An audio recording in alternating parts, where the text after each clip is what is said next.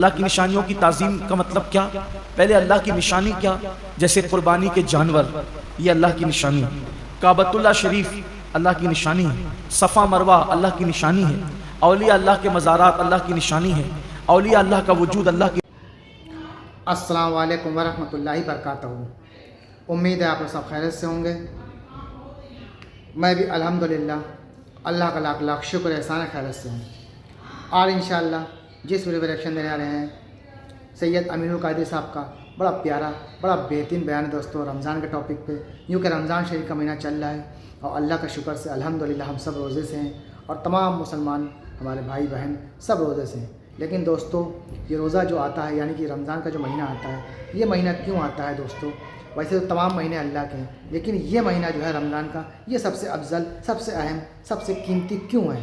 کیونکہ اللہ تعالیٰ نے اس مہینے میں روزے فرض کیے ہیں، قرآن شریف نازل کی ہے، اور اس مہینے میں جو برکتیں، جو رحمتیں جو ہیں وہ کسی مہینے میں نہیں ہیں دوستو۔ تو اس لیے اس مہینے کا پورا مطلب فائدہ اٹھائیے، اس مہینے کی پوری فضیلت کا جو فائدہ اٹھائیے۔ اس مہینے 1 روپیہ کا 70 گنا زیادہ ثواب ہے۔ ایک نفل نماز پڑھیں گے تو فرض کے برابر، فرض نماز پڑھیں گے تو 70 گنا زیادہ ثواب ہے۔ تو اس میں اتنا مطلب اللہ تعالیٰ نے رحمتیں نازل کی ہیں کہ آپ اندازہ نہیں لگا سکتے۔ علماء بتاتے تھک جائیں گے، لیکن اس کی رحمتیں برکتوں کے اندازہ نہیں لگ پائے گا، کیونکہ یہ روزہ بندہ رکھتا صرف اللہ کے لیے اور اللہ ہی اس کا اجر دے گا روزے کا۔ تو آئیے اسی ٹاپک پہ یہ پورا ویڈیو ہے دوستوں، رمضان کے ٹاپک پہ سید امین القادری صاحب کا بڑا پیارا اور اچھا بیان ہے یہ۔ اس بیان کو پورا اینڈ تک سنیے گا، اور ویڈیو اچھی لگا تو شیئر ضرور کیا کریے اور لائک کیا کریے، اور جو بھی ہمارے چینل میں نئے آتے ہیں چینل کو سبسکرائب کیا کریں اور بیل آئکن ضرور پریس کیا کریں، تاکہ جیسے میں ویڈیو اپلوڈ کروں تو آپ لوگوں کو نوٹیفیکیشن مل جائے۔ تو چلیے بنا دیری پہلے ویڈیو اسٹارٹ کرتے ہیں، پھر بات کرتے ہیں انشاءاللہ۔ رمضان کے جمعۃ المبارکہ کی شان یہ ہے، اب آپ اندازہ کریں کہ ہم کتنے قیمتی لمحات میں ہیں، اور یہ لمحات کتنے قیمتی ہے، اس لیے اس کو غنیمت جاننا چاہیے، اس کا احترام کرنا چاہیے، اس کی تعظیم کرنا چاہیے۔ اللہ قرآن مقدس میں ارشاد فرماتا ہے وَمَن يُعَظِّمْ شَعَائِرَ اللَّهِ فَإِنَّهَا مِن تَقْوَى الْقُلُوبِ، کہ جو اللہ کی نشانیوں کی تعظیم کرتے ہیں تو یہ دلوں کے تقوی کی وجہ سے، یعنی جن کے دلوں کو اللہ نے تقوی کے لیے چن لیا ہے وہ اللہ کی نشانیوں کی تعظیم کرتے ہیں۔ اللہ کی نشانیوں کی تعظیم کا مطلب کیا؟ پہلے اللہ کی نشانی کیا؟ جیسے قربانی کے جانور، یہ اللہ کی نشانی ہے۔ کعبۃ اللہ شریف اللہ کی نشانی ہے۔ صفا مروہ اللہ کی نشانی ہے۔ اولیاء اللہ کے مزارات اللہ کی نشانی ہے۔ اولیاء اللہ کا وجود اللہ کی نشانی ہے۔ اسی طرح ماہ رمضان شریف اللہ کی نشانی ہے۔ اللہ کی نشانی کا مطلب دیکھو، نشانی اس کو کہتے ہیں جس کو دیکھ کر اصل یاد آئے، جس کو دیکھ کر ہم کہتے ہیں یہ فلاں کی نشانی، یہ فلاں، یعنی جب میں یہ دیکھتا ہوں تو وہ یاد آتا ہے۔ جیسے کسی نے مجھے انگوٹھی دی تو یہ انگوٹھی فلاں کی نشانی، کہ میں انگوٹھی دیکھتا ہوں تو دینے والا یاد آتا ہے۔ تو جن چیزوں کو دیکھنے سے خدا یاد آتا ہے وہ اللہ کی نشانی ہے، اور جو اللہ کی نشانیوں کی تعظیم کرے، احترام کرے، تو یہ اس کے دل میں تقوی ہے، اللہ کا ڈر ہے، وہ اس کے دل میں پرہیزگاری ہے، اس بنیاد پر وہ اللہ کی نشانیوں کی تعظیم کرتا ہے۔ تو اب رمضان المبارک کا احترام وہی دل کر سکتے ہیں، وہی قلوب کر سکتے ہیں جس دل کے اندر تقوی موجود ہے، پرہیزگاری موجود ہے، اللہ رب العزت کا خوف موجود ہے۔ انہی لوگوں کو اللہ توفیق دیتا ہے نشانیوں کے احترام کی اور نشانیوں کی تعظیم کی۔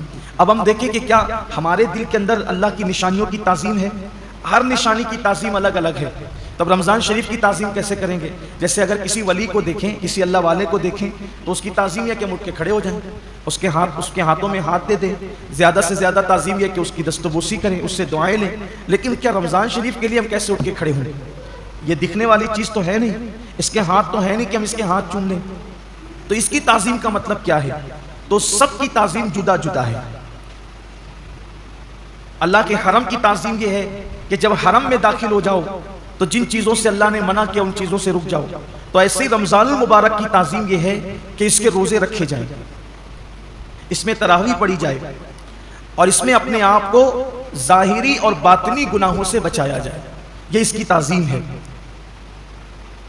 کیا واقعی ایسا ہو رہا ہے؟ اللہ کا شکر ہے کہ ہمارے گنبد و مینار کے شہر مالیگاؤں میں ایک بڑی تعداد میں لوگ روزہ رکھتے ہیں، حتیٰ کہ ہمارے یہاں چھوٹے چھوٹے بچوں کو بھی اللہ نے یہ توفیق بخشی کہ چھوٹے بچے بھی روزہ رکھتے ہیں۔ خواتین اس میں مردوں سے کچھ آگے ہے روزے کے معاملات کے اندر، لیکن کہیں نہ کہیں اب بھی کمی ہے۔ اب بھی ایک بہت بڑی تعداد ہے جو روزہ نہیں رکھتی، روزہ رکھنے سے محروم ہے، اور وہ ان نوجوانوں کی تعداد ہے جو اس وقت محنت مزدوری کرتے ہیں، مارکیٹ میں بیٹھتے ہیں، لوم چلاتے ہیں، کاروبار کرتے ہیں، اور ان کا عذر یہ کہ دھوپ بہت ہے، تمازت بہت ہے، شدت بہت ہے۔ واقعی موسم تو گرم ہے، کچھ روزے اپریل میں ہوں گے اور کچھ روزے مئی میں بھی ہوں گے، بلکہ پورا آخری عشرہ مئی میں ہوگا، اور گرمی کا اور محنت کا عذر پیش کر کے لوگ روزہ چھوڑ دیتے ہیں۔ پہلی بات تو یہ ہے کہ موسم کا عذر یا محنت کا عذر پیش کر کے روزہ چھوڑنے کی اجازت نہیں ہو سکتی، بلکہ اگر محنت مزدوری کی وجہ سے آپ روزہ چھوڑتے ہیں تو اسلام کا حکم یہ جو احکام شرع ہے وہ بتا رہا ہوں آپ کو، کہ ایک طرف روزہ چھوٹتا ہے کام دھام کی وجہ سے، آپ اپنے اندر طاقت نہیں پاتے کہ محنت بھی کریں اور روزہ بھی رکھیں، تو روزہ نہیں چھوڑ سکتے۔ آپ کو شریعت یہ حکم دیتی ہے کہ آپ اپنی مصروفیات کم کر دیجیے، آپ کام شارٹ کیجئے، لیکن روزہ آپ کو رکھنا ہے۔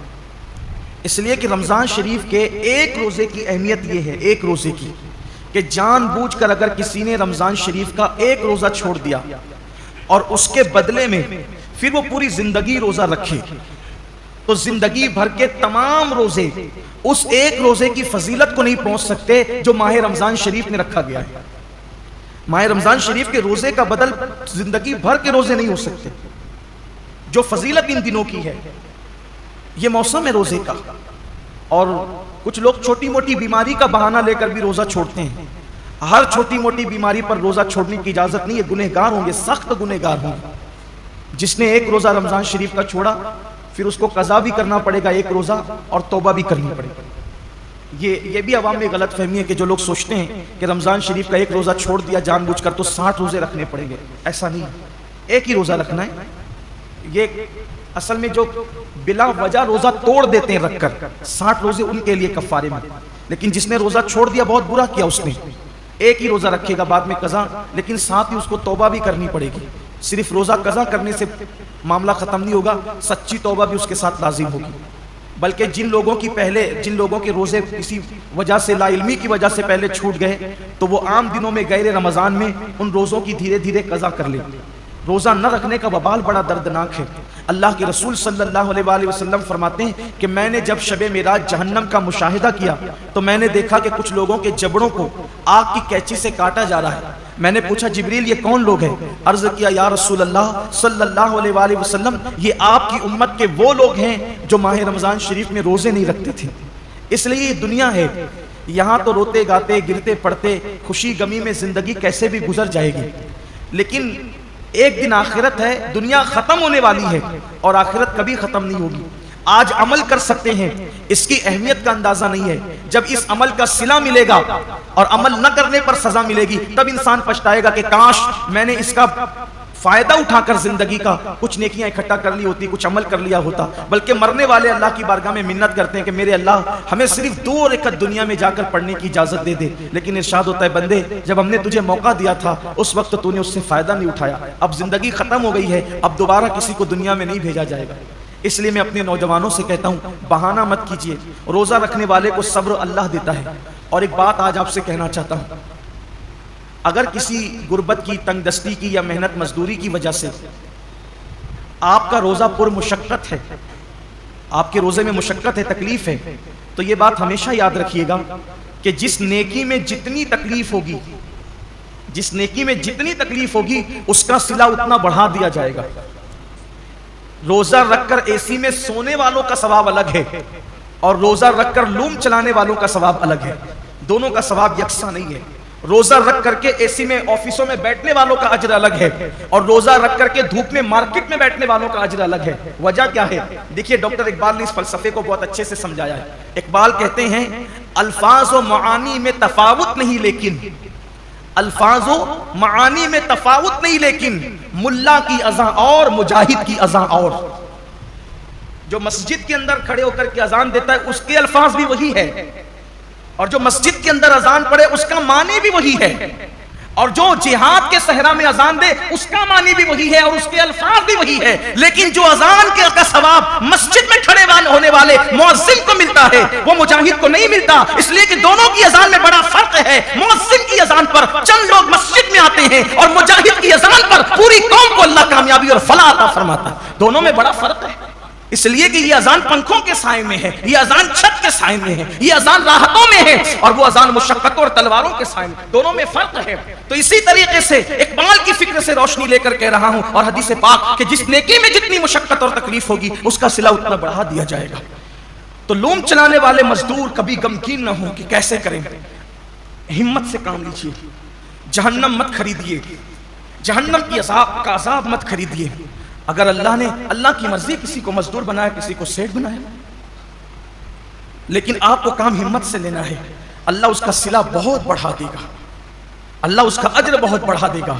اور پھر کاش کہ ایسا ہوتا کہ اس سنت کو زندہ کیا جاتا کہ اللہ کے رسول علیہ السلام جب رمضان شریف آتا تھا تو خطبہ دیتے تھے اور فرماتے تھے، لوگوں جو تمہارے مزدور ہیں رمضان شریف میں ان کی مزدوری کچھ کم کر دو، یعنی ان مزدوروں کا کام کچھ کم، ان کو صلہ تو پورا دو، مزدوری پوری دو، لیکن ان کا کام کچھ کم کر دو، جیسے دوپہر میں ان کو سونے کا موقع دے دو۔ اب یہاں تو سیٹھوں کا حال یہ ہے کہ اگر مزدور نماز پڑھنے رمضان شریف میں بھی جائے تو ان کے ماتھے پہ شکن آتا ہے۔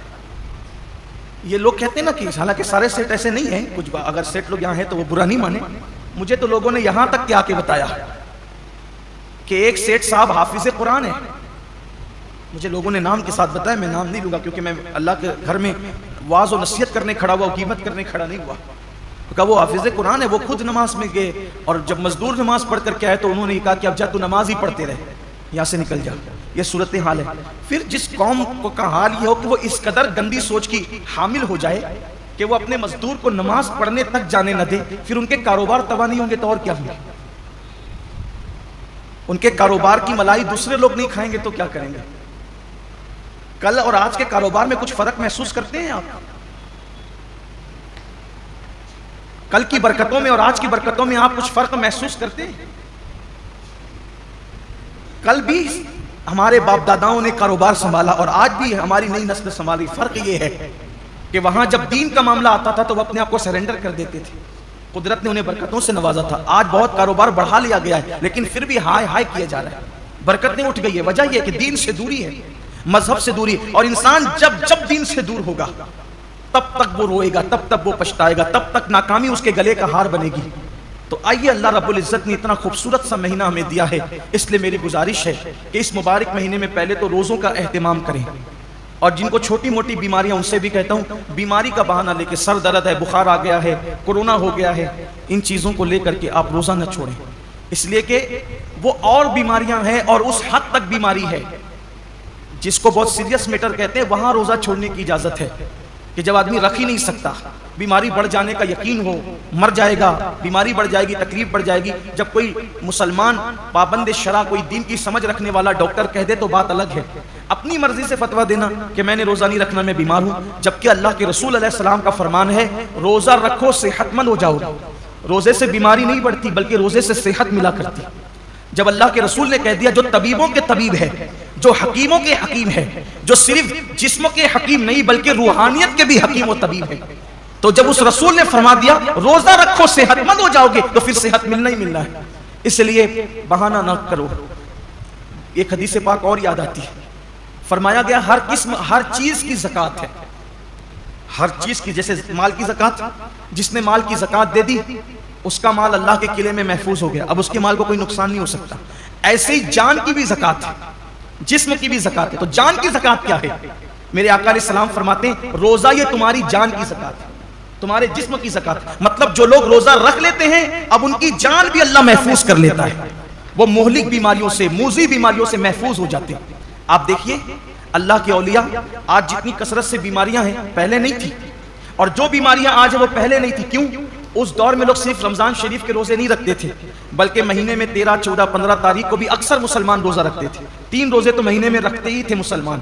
پھر اس کے بعد جو اور دین سے قریب تھے وہ پیر اور جمعرات کے بھی روزے رکھتے تھے۔ پھر موقع بموقع عاشورہ کا روزہ، یہ روزہ، وہ روزہ، یعنی جو موقع آیا اس کے بہانے سے روزے رکھتے تھے۔ اس لیے یہ بیماریاں ان کو نہیں تھی جن بیماریوں میں ہم مبتلا ہیں۔ کیوں؟ کیونکہ وہ جسم کی زکوٰۃ نکالتے رہتے تھے، اور جب زکوٰۃ نکلتی رہے گی تو جسم محفوظ ہوتا رہے گا۔ ہم سمجھتے ہیں کہ کھانے سے طاقت ملتی، طاقت کھانے سے نہیں ملتی، کھانا تو ایک بہانہ ہے۔ فرمایا گیا کم کھانا یہ صحت انسان کو صحت مند کرتا ہے، کم غذا انسان کو صحت مند کرتی۔ ہم کھانے کے لیے پیدا نہیں ہوئے، کھانا ہمارے لیے پیدا ہوا۔ बुजुर्गों ने फरमाया जीने के लिए खाया करो, खाने के लिए जिया मत करो, अल्लाह के लिए जियो। ये इंसान की सोच और फिक्र होना चाहिए। तो पहली चीज ये है, रोजा रखिए, रोजे का एहतमाम कीजिए, और रोजा रखिए तो इस तरह रखिए जैसे अल्लाह ने रोजा रखने का हुक्म दिया है। ये दूसरा बाब आपके सामने पेश करने लगा। पहले तो रोजा रखिए, अब जो रोजा रखते हैं उनके लिए इस तरह रखिए जैसे अल्लाह ने रखने का हुक्म दिया। अब अल्लाह ने रोजा रखने का हुक्म कैसे दिया? हदीस पाक में आता है कि अल्लाह के रसूल सल्लल्लाहु अलैहि वसल्लम फरमाते हैं कि बाज़ रोजेदार ऐसे होते हैं जिनको रोजे में भूख और प्यास के सिवा कुछ नसीब नहीं होता, यानी सिर्फ वो भूखे और प्यासे रहते हैं, बस उनको कुछ मिलना नहीं है। वजह इसलिए कि उन्होंने जो हलाल खाना था, तवज्जो करना, जो हलाल खाना था, जैसे खाना हलाल है ना, पानी भी हलाल है, मगरिब बाद तो खा सकते हैं ना, वो तो हलाल ही है, सुबह सादिक से पहले खा सकते हैं, हलाल ही है। लेकिन रोजा रखने की नियत करने की वजह से वो हराम हो गया तो रुक गए खाने पीने से। लेकिन जिस खाना जो हलाल था रोजे से पहले और रोजे के बाद, वो रोजे की हालत में तो हम रुक गए खाने पीने से, फ्रिज भरी हुई है फलों से, रुक गए हैं, किचन भरा हुआ है खाने से, रुक गए हैं। मगर गाली तो हमेशा हराम है। क्या रोजे में लोग गाली से भी रुके? पाप की नजर किसी औरत पे उठाना ये तो हमेशा हराम है। क्या आंखों को भी लोगों ने कंट्रोल किया? नमाज तर्क करना ये हमेशा हराम है, नमाज को छोड़ देना ये हमेशा हराम है। क्या लोग रोजे की हालत में नमाज के पाबंद हुए? बेशुमार रोजेदार हैं जो नींद से उठते हैं, बिस्तर पे सहरी खाते हैं, वहीं सो जाते हैं। ये कौन सा रोजा है जिसमें कोई नमाज ही नहीं है? ये कौन सा रोजा?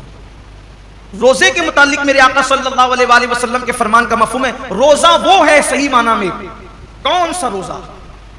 जो आंख का भी रोजा हो, जो जबान का भी रोजा हो, जो कान का भी रोजा हो, जो हाथ का भी रोजा हो, जो पैर का भी रोजा हो।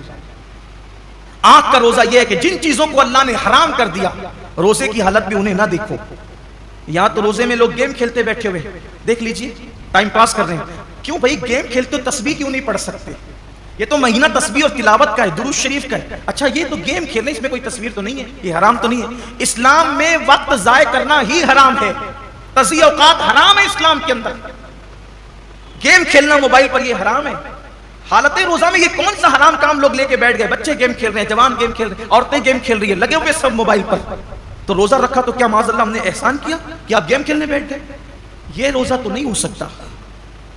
कुछ लोग सीरियल देखते हैं रोजे की हालत में, बल्कि ये रूहानी तरबियत का महीना है कि जब आंखों से पाप नहीं होगा, कानों से नाजायज हराम चीजें नहीं सुनेंगे, हाथ से किसी पे जुल्म नहीं करेंगे, जबान से किसी को गाली नहीं देंगे, झूठ नहीं बोलेंगे, गीबत नहीं करेंगे, पैर से हराम जगह चलकर नहीं जाएंगे, तो एक महीने के अंदर ये रूहानी तरबियत होगी। तो जब रमजान शरीफ तो चला जाएगा, लेकिन ये नेक आदतें इंसान में बाकी रह जाएगी। इस तरीके से इंसान की जिंदगी बदल जाएगी।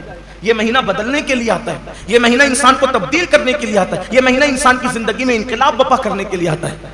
अब जबान झूठ बोल ही रही है। कुछ लोगों का तो रोजा उस वक्त तक मुकम्मल ही नहीं होता जब तक वो दो चार लोगों से झगड़ा ना करें। बड़ा नाजुक होता है कुछ लोगों का रोजा, यानी उनका दिमाग चिड़चिड़ा हो जाता है रोजे के अंदर, इससे लड़, उससे झगड़, उसको गाली दे, उससे ये हालत होती है। रोजा ये नहीं। अल्लाह के रसूल अलैहि सलाम फरमाते हैं, अगर कोई रोजे की हालत में तुमसे झगड़ा करे तो उसको कह दो कि भाई मैं रोजे से, मैं अपना रोजा खराब नहीं करना चाहता।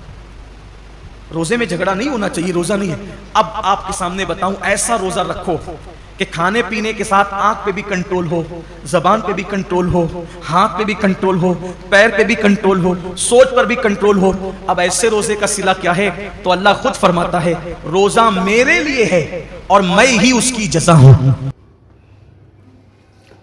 तो दोस्तों, ये हमारा एक्शन जो आपने देखा सैयद अमीरुल कादिर साहब का रमज़ान के टॉपिक पे, बड़ा बेहतरीन, बड़ा इंपॉर्टेंट बयान था दोस्तों, और उम्मीद आपको बयान अच्छा भी लगा होगा दोस्तों, कि ये महीना बड़ा अफजल महीना है दोस्तों।